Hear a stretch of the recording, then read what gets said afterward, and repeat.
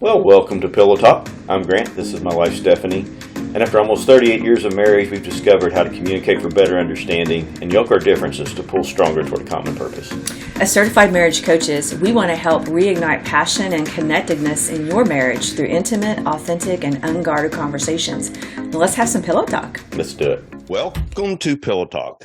It is good to be back. Our sound sounds a little different to me today. It I does. don't know. It sounds a little different. Is it because it's early in the morning? And Probably. we just don't sound the same early in the morning? That's it. We kind of vibrate a little bit in the mornings because we can't function very well on our own. I'm But- not a morning person. No, me neither. I am, but I'm not today. Okay. Today, I just feel like all I want to do is take a nap. Drink So we got a our little coffee. Yeah. So no, but we actually, we've been talking about this subject for doing this podcast for a while. I've been really looking forward to it. This is one of my favorite things to talk about and to be able to link it into marriage. I think it's one of the most underutilized, I don't know what word I'm trying to use. Subjects? No, that's not it. One of the most underutilized constructs that you could apply to your marriage. That's It's good. understanding. I think you design. worded it right. Took you a couple tries It there. did take me a couple tries. No, we're talking about design. And we've been turning all these into the 15 ways of thrive in marriage, and you just can't wait for me to finish, can you? I can't Just- you're just struggling. I just want to get going. I just Just let me do this one. So today we're going to talk Sorry. about design, and take it, Stephanie. I'm sorry, babe. Go ahead. No, you're done. So we talk about thriving in marriage, and there's so many wonderful ways that we've talked about this, and that there are laws to this. And a law is just something that just means it's not law like if you break it, you're going to marriage jail. But if you don't nurture this law or these 15 laws, if you don't become aware of them and kind of know where maybe some of these are flat in your life, we believe that we found in our marriage that we will just survive, but we won't be thriving. Right. So that's the point of this session of podcasts is to help you thrive in marriage, because that's our goal. We want to see marriages thrive, especially if you've been married for a fat minute, and marriage can get boring and dry if you don't have some things to be fertilizing. For example, plants thrive when you begin to change the environment a little bit, begin to fertilize and do a little bit of pruning. That's how a plant begins to thrive. Well, same thing in marriage. Sometimes we just need to add some spice and some difference. I'm not talking about like weird stuff. I'm saying try to do some different things. Look at your marriage from a different set of eyes, each other, and what can we begin to do that would cause our marriage to thrive? And I think design is something that we often don't talk about. We are so focused as human beings in changing our environment and changing people and environment that often we don't realize that it is that design, it is that difference that God intends to be thriving in your marriage. So it's not about me changing you. It's about me beginning to understand your design. And as we understand our designs, that actually strengthens the design of our marriage. And I like to go all the way back to the beginning with this. Psalms 139, very well-known scripture, but I'm going to read it. Can I read a scripture today? I'm going to say yes. This is in the Passions Translation, and I'm just going to touch on a piece of it. But the point of reading this is we start off as human beings designed by God, individually, first and foremost. But in that plan, God knows how he created us. He knows what's going to come together in marriage down the road. And so it's important to first understand how God created you and your design, and then also begin to understand your spouse's design. So it talks, you formed my innermost being, shaping my inside and my outside. You wove them all together in my mother's womb. So this happened before you were born. This happened before I was born. So God, the specific thing for me is that God created a design for us. It's there. We don't get to change that. We get to transform it, and we get to evolve it. And I think that's where we mess up. It says that he saw who he created me to be before I became me, and all my days were numbered according to that design. I love that He created me to be me. I think we forget that and we lose that in marriage. Mhm. Or we take it to the opposite ditch, that I have to just leave you now to find my identity. I don't believe that's the case either. I think there's a middle ground, and I think that's where marriages miss it. Because there's a song I love. It's called 100 So Will I, the 100 Mhm. Billion Ways song. It talks in there about how creation evolves in pursuit of the design that God said. Mm. So when God created nature, he said and he saw, and I believe that's where evolution happens. It evolves and grows. God never creates anything to just be there and be done. Right. Would you think that the fact that the earth, the world is still being created, light is still being created. God didn't just say light be and it was finished once. Mhm. It is still happening. So I think we take those principles that we see of God's character. So the principle of God's character is he creates it and then he expects that to be nurtured and to evolve. So as a human being, if I begin to understand that God designed me, he spoke out a design for me, but that it's my partnership and my stewardship of that design in connection with my Heavenly Father to begin to pursue that design based on what he said about me. And that Mhm. begins to evolve and that creates transformation. And I think as a married couple, we help each other do that. His calling on our life by design, it doesn't expire. I think this is what happens. It doesn't expire. Just because I don't get it right and just because I get off track and get away from that, it doesn't expire. It doesn't become extinct and it doesn't die due to an external situation. So just because my spouse may not be appreciating or nurturing, or maybe the culture I live in right now doesn't seem to fit the design, I think we have to be very, very careful and aware to not allow the thought process of that, well, I just need to change because you don't die. You don't Right. become extinct No, in your that's good. design. That's it seems like that, like, and you're right. It's culturally appropriate now to go find yourself and leave everything else behind. And we start to understand, if you'll we've started to understand, let Yeah. me put it that way, Yeah. that it's worth the price to see it to the end. You know, Absolutely. it's worth taking a step back occasionally and allowing your spouse to run in the front. It's Oh, yeah. worth, you know, taking the time to identify how they're designed, because without that, you don't know how we're designed. Exactly. And this is a we situation. Yeah. And so anytime you become so focused on yourself that the we is lost, then there's no way to fulfill the design and the purpose God put in your life as a married couple. And he didn't bring you together to not To fulfill just that. procreate. That's the thing. Right. It's not just procreation. It's not just a good financial decision. Right. There's a reason. And I think about you're an athlete and you played on a lot of different sports teams. I think about on a team, on a really high quality championship team, what happens? You have a lot of different players who the good teams don't focus on the individual, but they do recognize the strength of the individual so that it can come together to be Right. effective and precise on the team, which then creates the cohesive team that becomes a championship. Well, if we want a championship marriage, Right. we need to be more focused on helping each other identify our strengths. Mhm. There's also another scripture that, speaking to the ladies here right now, that Proverbs chapter 12, the integrity and strength of a virtuous woman transforms her husband into an honored king, but the wife who disgraces her husband weakens the strength of his identity. I love that. Mm. So it's my partnership with you. God has given me some innate female attributes as a virtuous woman, Proverbs 31, that helps me, if I lean into that, to help you identify. See, there's that word identity, Mhm. who you are, because you are a king. You are a king. You're created to have dominion, not over me, over the realm and the place that God has set you for his glory, for his kingdom. So I get to have a role in that. I get to help you transform into that. Sometimes transformation means you got to make trade-offs. And that's what you alluded to was it's worth the trade-off sometimes to say, listen, I'm going to trade off what I want to do right now because I see something in you that I want to help grow and develop and nurture. Because I know eventually it's going to come back around to my time, Right. for so to speak, right? Definitely. So what you're saying is worship me. No, No, that's you're not saying what I'm saying. you aren't saying that.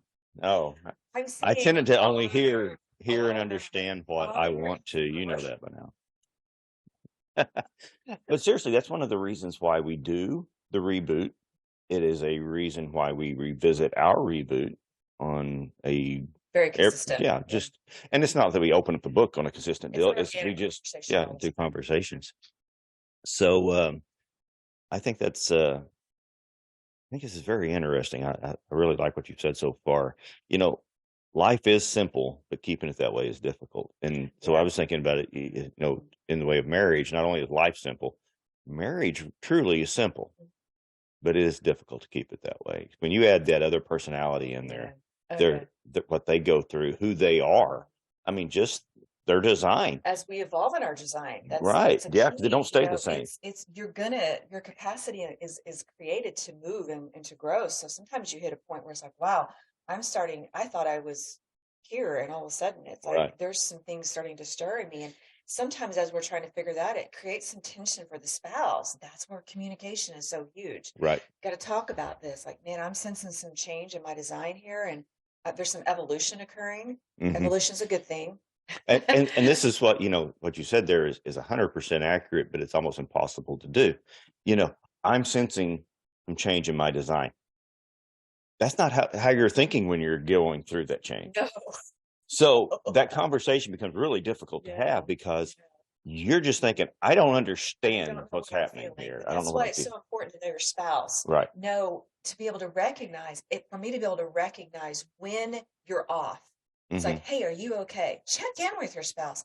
Hey, are you okay? Something seems off. That's not a slam. That is not a judgment. It's like, that's the opportunity for the spouse to say, I am off and I don't know why right now. Okay. Let me know what I can do to help you with that. Let me talk with me if you need to talk just to get it out. If you're like me and I talk, I think my thoughts out loud. Sometimes following through of where that evolution is occurring means I have to talk about it with somebody face to face that I can trust, that I might come back and say, you know what? I don't know. I must have just been tired or ate some bad pizza because, you know, I can't figure it out. But sometimes it's real. Sometimes the transitional seasons are a little muddy because there's some fear associated with that, and you've got to deal with that. And you have to, you know, begin to be okay stepping into an unknown shift, but knowing God, your Heavenly Father, enough, and knowing your own design to that point enough to know this is not just cultural or external. This is something that God is like, okay, hey, it's time to step up to a new level. Okay, evolution is always a better. It's a 2.0, it's a 3.0, it's a 4.0, right? Evolution, you don't evolve backwards, you evolve forwards. But sometimes that means some transformation, like a butterfly evolves a larva to a butterfly. There's some dark seasons in there in that transformation. You know, Pastor George one time made the comment that you don't rise to the occasion, you fall to your level of preparedness. And I think that has stuck with me. Well, apparently it has, because I just brought it up again for a long time. So I think that's where designing our marriages are as important as we have to understand is more important than designing our career, ourself. It's the most when we come together, right? When we come together, it's the most important thing that we have from that point forward. You know, people spend more time designing their 1 week a year off than they do their everyday marriage. Right. I mean, that's the area you work in regularly. I mean, it's like we spend a lot of time designing a trip and very little time designing a marriage, because designing something requires intentionality. It requires a picture of what you see. It requires assigning meaning to your expectations. Yes. All of those things, whether you're creating a career, a college career, whatever, or course, whatever that looks like. So, but we won't do that in marriage. So that's why I think this is so underutilized, is learn to design your marriage so that you can thrive in your marriage. Right. You know, could become, as you're designing that will determine what we do as a couple. You know, it's everything that we put on the calendar. Let's just call it that. That's what it truly is in this case. But if you put it on that calendar, then you have a much better chance of achieving it. So now, what do we put on that calendar? We put on that calendar the things that we want to plan for who we are. So it's important that if we're going somewhere, that we know what we want and we start to work that plan. That's the design for our marriage. And we're going to start to work that from the end back to the beginning. Yep. So know your end from the beginning. I like that. Yeah. Like that. That's always been one of my favorite things. Greg and Julie Gorman. I mean, I know I've heard it before that, but it's like it stuck when they expressed it. Yeah. I think it was just like, what do you really want? I'm fixing to slap you now, and that made it stick a little more. Know what you really want. You cannot create a design. You cannot see a picture of that if you don't know what you really want. God said, God saw, and it was good. Well, I promise.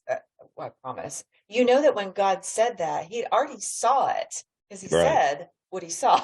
Yeah. Okay. Right. And He saw that it was good. So that go back to that. What He saw in His mind's eye was good before He said it, before He saw it. Yeah. So you've got to begin to see in your marriage, what do we really want? What is the impact that we want to have?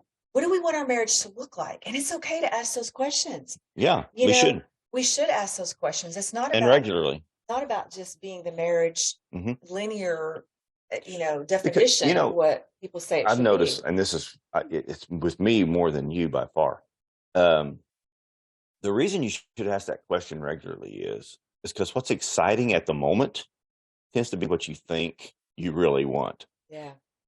Well, especially somebody who's dream oriented like you. Right. So all of a sudden it's like, oh, that's cool. I want to do that. Yeah. I want to pull leaves for the rest of my life because this is so much fun right now, and it's just like, okay, that's not the true design. That was something you enjoyed that might help you understand your design, but it's not the design.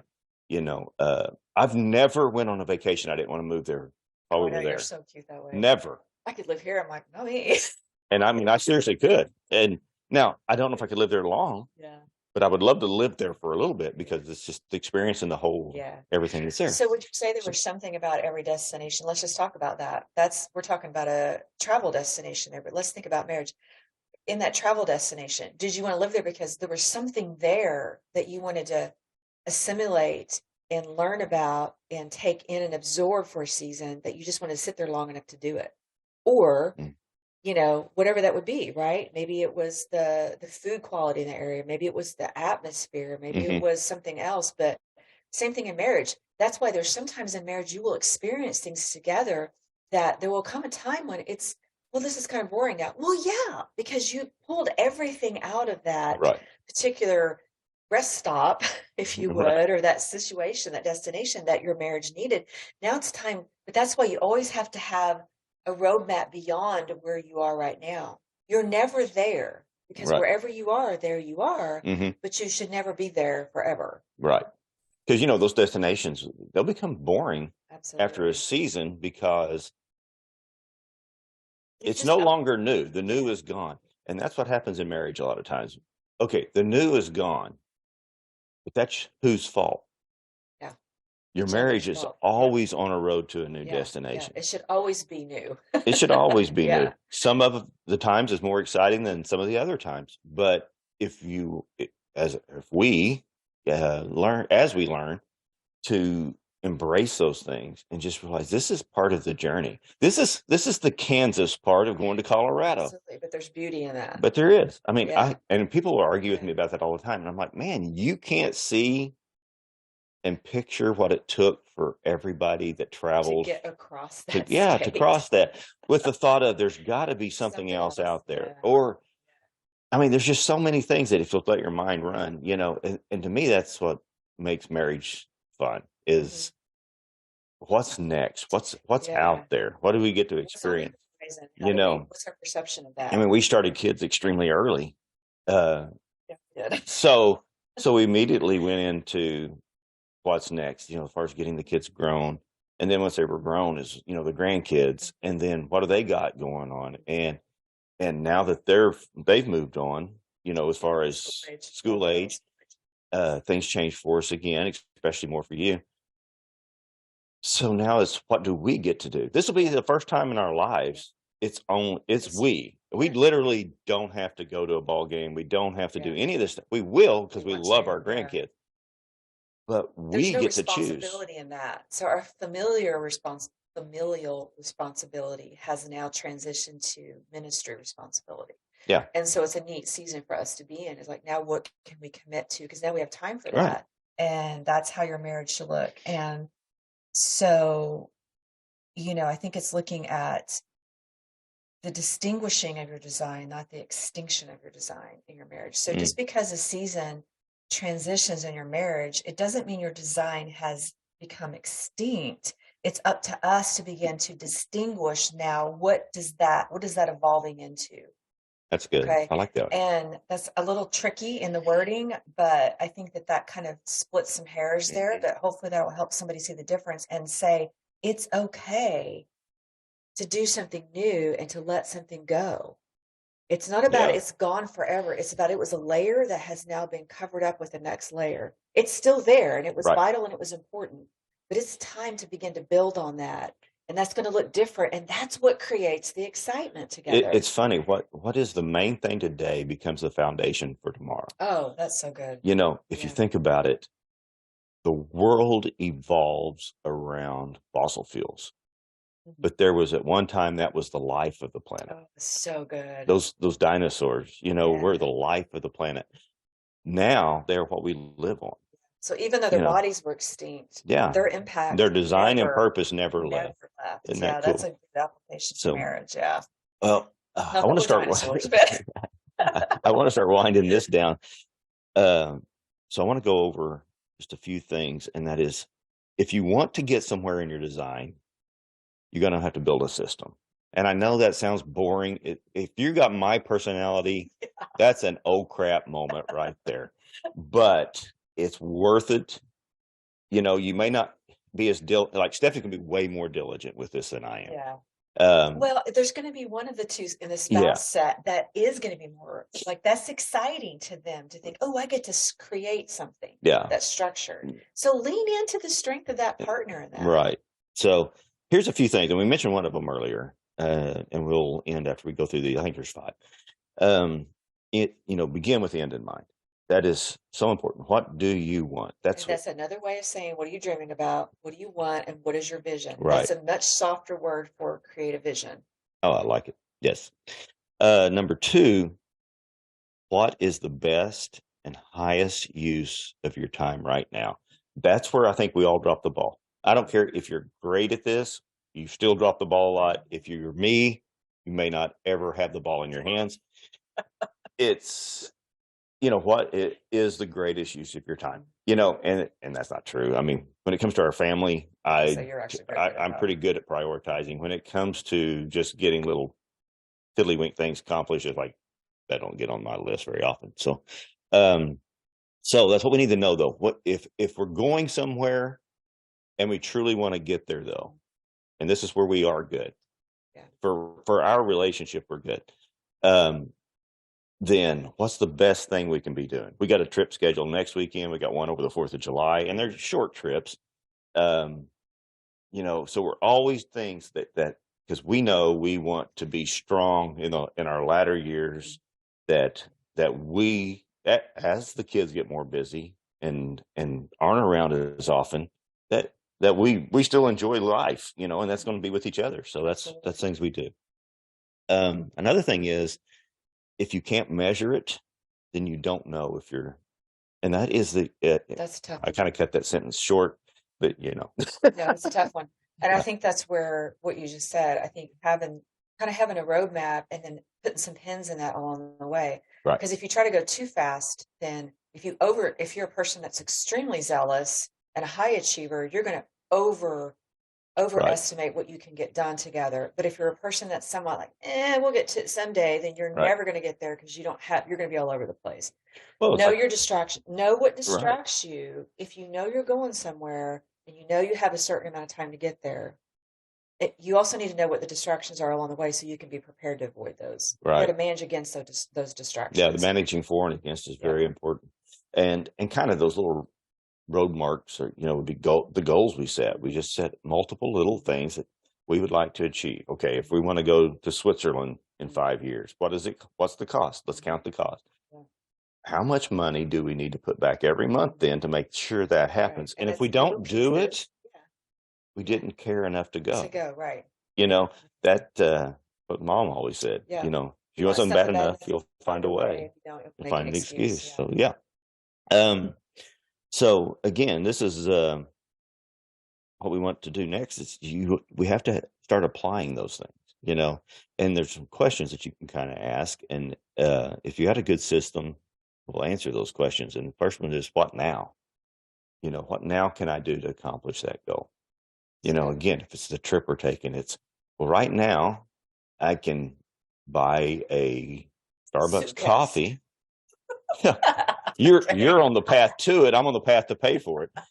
So I can buy the Starbucks coffee, or I can put that money back so I can buy the suitcase. And sometimes what helps for that is, and this is something that people kind of shy away from, but there's something about putting a picture of that on your mirror or on your refrigerator. If you're trying to lose weight, put a picture of healthy food on your refrigerator. Remind yourself of, I have a goal, because there's something important about this goal. So this first goal is leading me to the next goal. So if you're going to take a trip, a fabulous trip in 5 years to do a milestone celebration, freaking put a picture of that on your refrigerator or on your desk, so that you can, or on your debit card. Right. So every time you go to pull that out, you're reminded, you know what, this $5 is going to go into my vacation fund, or it's going to go into my, it's basically a vision board. And it is, I know that's got it gets a bad rap. In the Christian circles, it gets a bad rap, but actually Ultimate Intimacy was talking about that this week, and how they've never done it, but they're fixing to start. Well, God said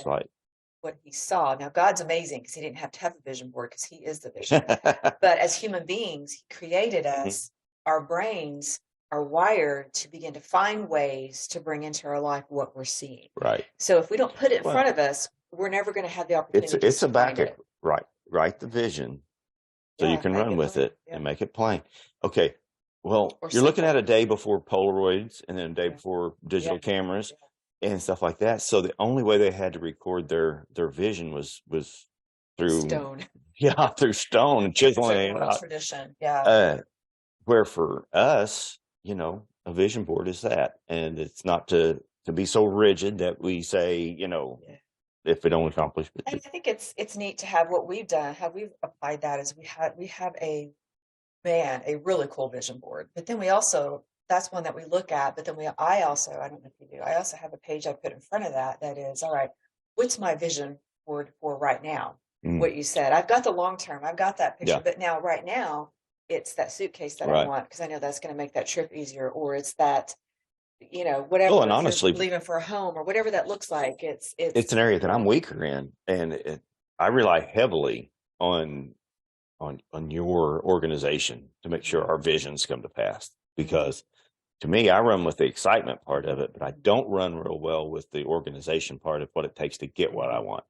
And that's a strength for me. So and that's a strength for you. So that's where we work really well together. Yeah. No, that was good. And the last thing is we just got to promote the consistency. It's, it is so important to be consistent every single day, do something. Yeah. And as far as my marriage goes, it's just, there's days you fail at it. Everybody does, but I mean, there's no doubt during your ups, your downs, all this stuff, there's days you don't spend the time working on things you should work on. Cause part of it becomes a selfish thing. Like, I'm going through this, so I got to work on this, or I'm just not in the mood. That's a horrible excuse, but it's one that happens. Yeah, I was going to say, if we can speak into that for just a minute, that's the importance of whether it's a vision board or it's a very simple thing that you've written down, that I will do X every day. Maybe you're trying to work out better, and it's like, there's days where I quote Monica from Friends. Yeah, but I did it. I may not have worked out great. It may not have been the best workout. It may not have been the full 5 miles. It might have been 45 seconds on the treadmill, but I did it. It's like teaching your brain to do it. If you're that discipline will compound into the the habit that you're trying to create. Right. Compounding interest is what we're looking for. But if you don't do it every day, it can't compound. Right. So. No, that's good. So yeah, so that's pretty much designing a marriage how to that will design your thrive. marriage. Yeah. So hopefully you got something out of that. Hopefully you enjoy it. Like this, share this, hit the notification bell. So when we do release a new podcast, you get it. And we just want to thank you all. We appreciate our loyal listeners, and we hope We that really do. we always bring some point of value to you. That's what our goal is, our dream is, because what we want to do is help you navigate through the transitions of your life. So have a great week, and we will see you, or you can listen to us again in another week. See you later. Bye. Thanks for visiting us on Pillow Talk.